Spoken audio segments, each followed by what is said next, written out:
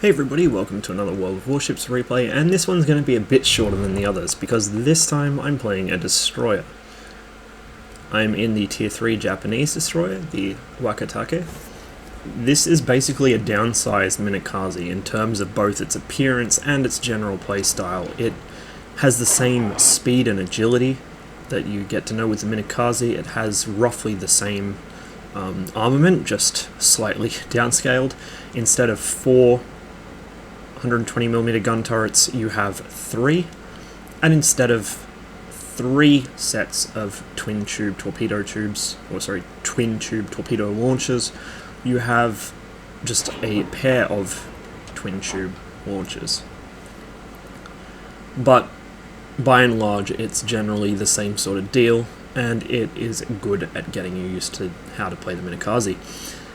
Now, I was playing kind of badly this game, so this isn't an example of how to play destroyers. This is just an example of partly how bad low-tier pubbies are at avoiding torpedoes, and partly just how much havoc a destroyer can cause if it's allowed to get into a central position on the map and start using said torpedoes.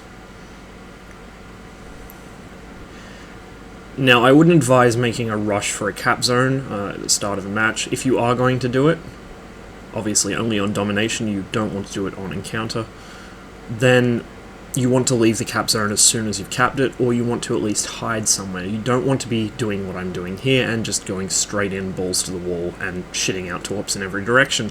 It does sometimes work, but it's a bad habit to get into, and in the higher tiers it will punish you. Now, low tier and high tier destroyers play very, very differently, and this is primarily because of the amount of time taken to reload torpedoes.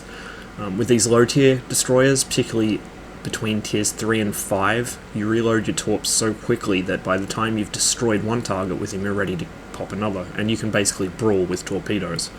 In your higher tiers, particularly up around 7, 8, 9, your torpedoes take a minute and a half, sometimes longer to reload.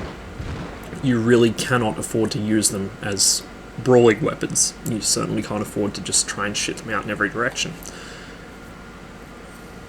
I have got some other replays, mostly from the Minakaze, which show a really exemplary case of why this makes the low tier destroyers so good at area denial, but that will be coming at a later date. At this point, I was still grinding back up to the Minakaze, and so that's why I'm in this little thing. Now, there's a St. Louis out there. There's in fact 2 St. Louises. These things make fantastic torpedo targets because they're big, they're slow, and they don't really tend to move very well. And so, careful not to get within spotting distance of him, I let some torpedoes go. And then double back around, both to maintain my distance and to see if I can get any shots out in this direction. And you can see the reload time on these torps, like 30 seconds. It's fucking nothing. Now, I'm also running credit consumables on these, not gold. Well, when I say gold, I mean default gold. You can, of course, buy them for credits, like you can in World of Tanks now. They cost 22,500 gold. Or, sorry, 22,500 credits. Jesus Christ. I can't remember how much gold they cost per use. I think it's 15.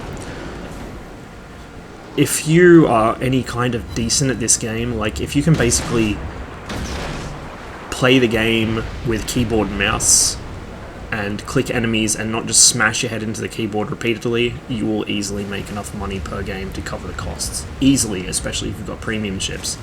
So it's not really a hassle to load up premium consumables, much unlike World of Tanks, where people like me who use them every single match would rapidly run out of credits. It's much, much more viable in World of Warships. Now, I did get spotted there. I've got a Tenryu, which is technically a destroyer leader, but it's classified as a cruiser in-game, charging me down. Meanwhile, one of the St. Louises gets sunk by my torps, and I prepare to get some launched off at the Tenryu here.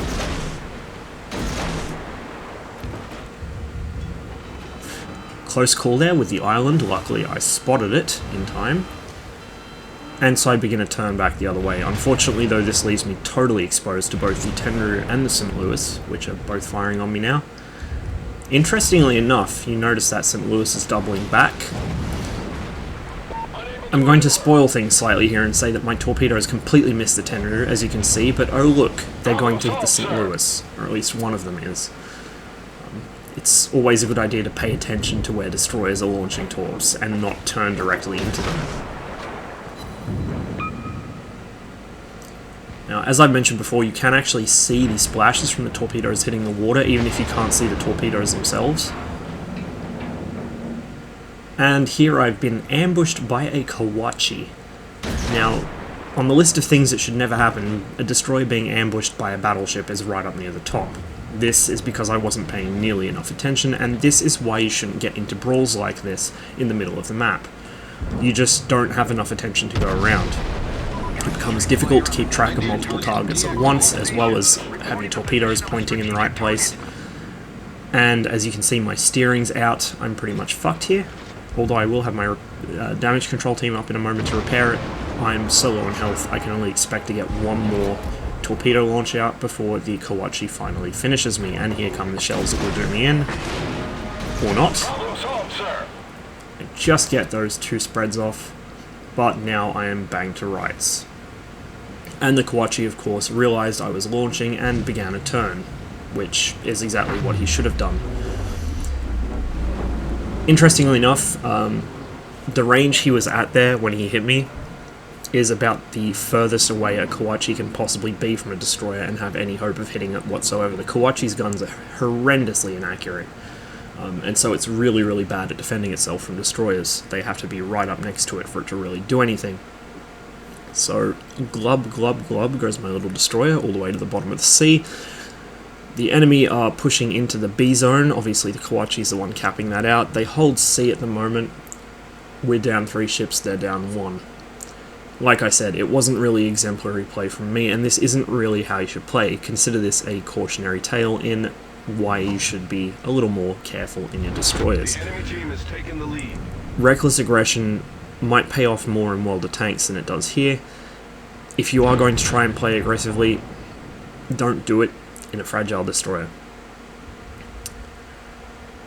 Now, future replays will actually have better examples of what you should do in a destroyer, as well as some comedy, mainly consisting of bad puppies just driving into torps that they know are there.